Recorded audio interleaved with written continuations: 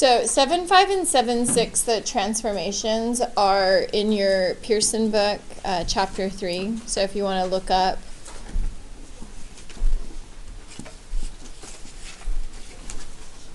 So it's objective 1 and 8. So it starts, they give you like the preview part of it in objective 1, and then they expand upon it in objective 8. But it's kind of the same ideas. So we're going to do a review first. So chapter 1 review.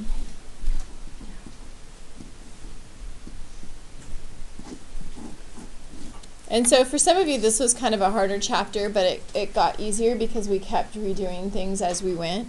And so we had two different forms for our parabolas. So we had y minus k equals a, and then x minus h squared. So that's the form that we learned in chapter 1.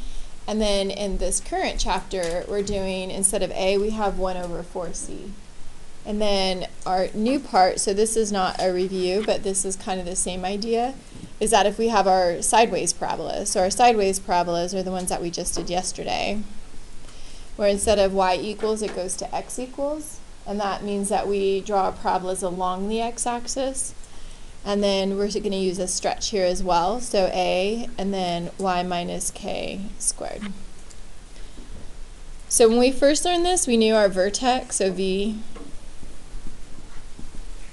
was just our ordered pair. So whatever is added or subtracted to the x value is our h.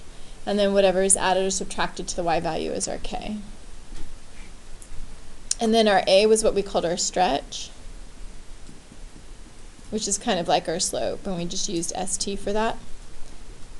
And it's that number there, and then always over 1. So even if that was a half, we would still go up a half over 1, right? For parabolas, you can never do anything different than going over 1. And so that rule is still the same for this one as well. So our vertex will still be hk, and our stretch will still be a. So if I look at this, though, I have to kind of look in a different location, though, for h. So here I would say, oh, it's grouped in the parentheses and squared. That's how I find h. But remember, it really is what's with the x. That's our h value. So because this is an x term, right, a horizontal shift, that's my h. This is my vertical shift, so that's my k. So both of these apply no matter which direction our graph goes.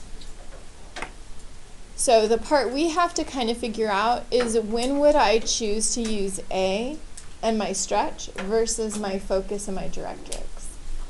So if we have a as a whole number, drawing an accurate parabola is easier with a stretch. But if a was a fraction, like 1 over 12, having an accurate parabola, we want to use our focal chord. Okay? So that's when we kind of have to decide, when do I want to use the stretch, when do I want to use the focal chord. Okay, so I'm going to write that here. So for a greater than 1, okay, and I'm going to do absolute value, meaning sometimes a could be negative, right? Because that just means we have a downwards parabola or a leftwards parabola. For a greater than 1, we want to graph using our stretch. And that's only because we would get a more accurate graph, because we're dealing with whole numbers, so a lot easier to graph with a stretch. For the absolute value of a less than 1, we want to graph using our focal chord, which is what we've been doing up till now.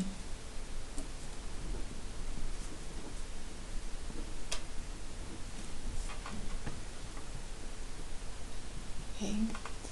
So that's kind of like just the main idea. So we're going to go ahead and just do 2 examples to figure out, okay, when should I be doing what? And then we'll have a little break, and then we'll do the completing the square piece.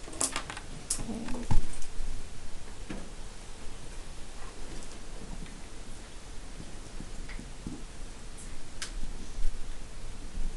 So the directions are going to look the same as like our old stuff too. So we want to graph and find the focus, the directrix, and vertex. Oops, I just remembered I forgot to give you a formula here. So I'm going to slide this right back down.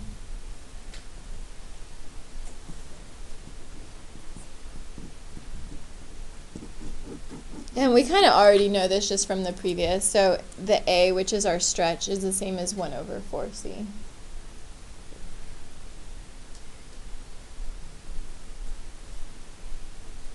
What? So A, which is our coefficient here, we know is the same as 1 over 4C. Higher. And so what that means then, just because of reciprocal properties, that C would equal 1 over 4A.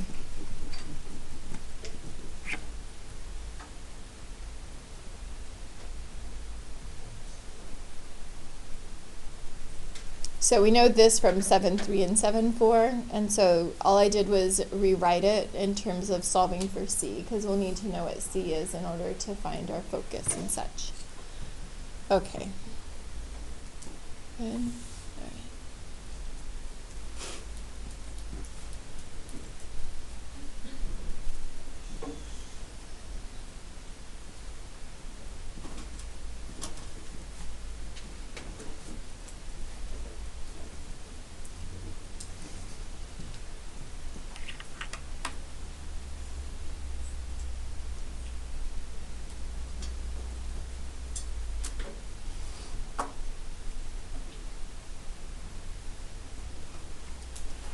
Okay, so our first step is always just to rearrange it so that we're in descriptive form.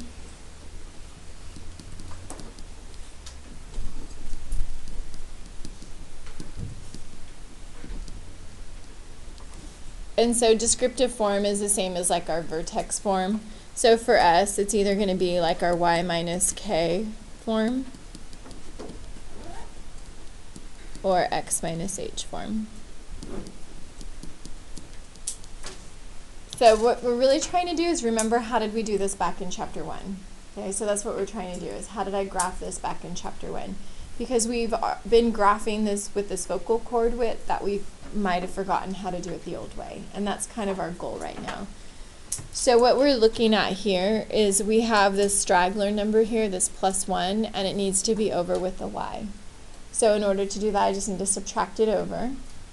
So we're just going to minus 1 to both sides. And we're just trying to remember, how did we do this?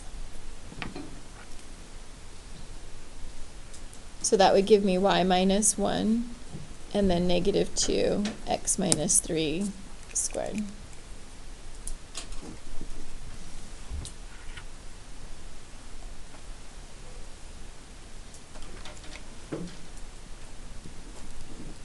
And then we're going to list our vertex.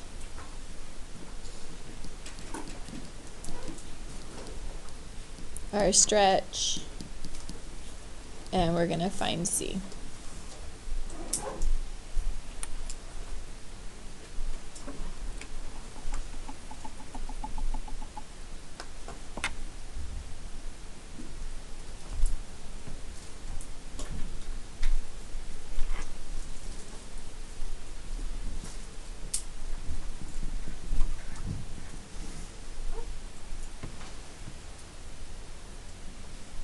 So when I look at this equation here, I have to look to say, okay, so for my vertex, I want to find my x value first, so I look to see where x is. So Joey, what would be my vertex for this particular problem? Okay, good job. So +3 because it's affecting my x, that's my horizontal shift, and then +1, that's my vertical shift. Okay, good. And then Blake, what's my stretch? Okay, good job. Okay. And then Reagan, what was the formula for C? 1 over 4A. Okay, good. And what does A equal on this problem? -2. Okay, good job. So 1 over 4A is the formula, and then A, which is my stretch, is -2, so that would be 1 over -8 or -1/8. And then from there, we just have to graph it.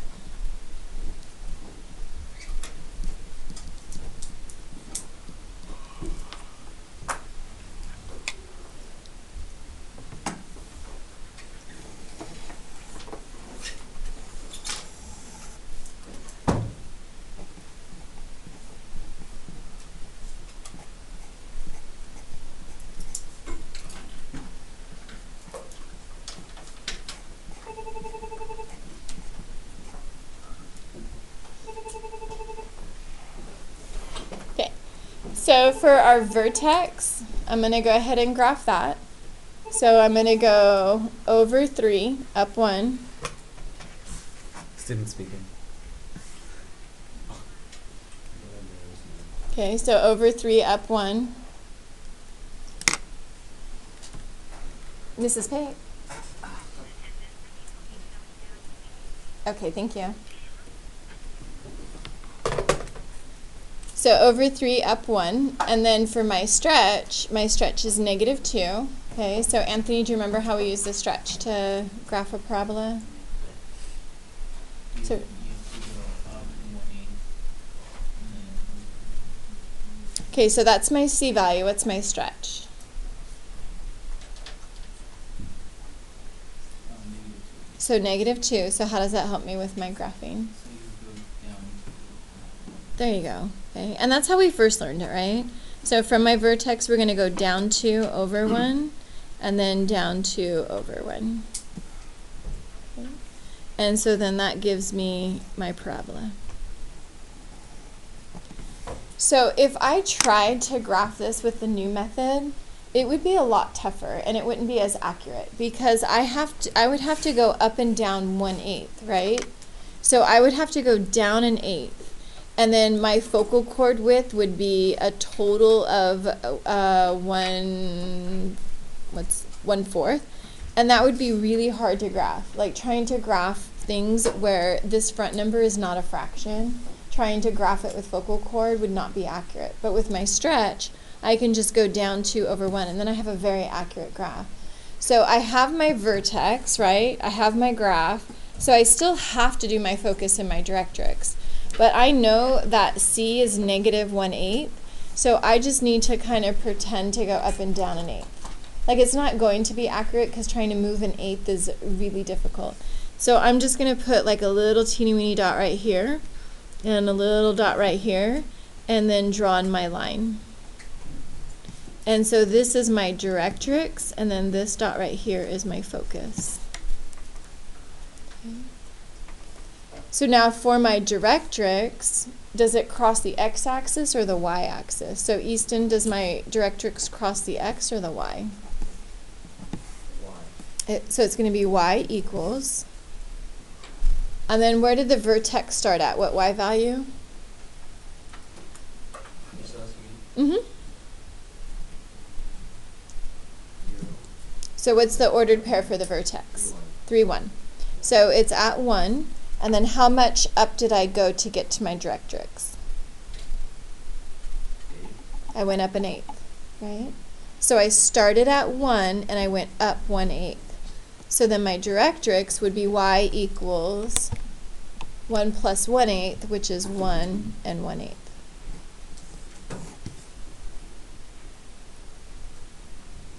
So I looked at my focus and I started at 1, I mean not my focus, my vertex. I started at 1 and I went up 1/8 to get to get to my directrix. So at 1 on my vertex and up 1/8, so 1 and 1/8.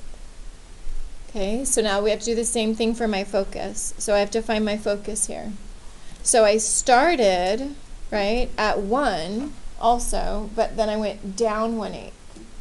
So for my focus, what do I need to do for that? I started at 1 and then I went down 1/8. So I have to subtract 1/8. And then that gives me 7/8. So my focus is an ordered pair, so x is 3 and y is 7/8.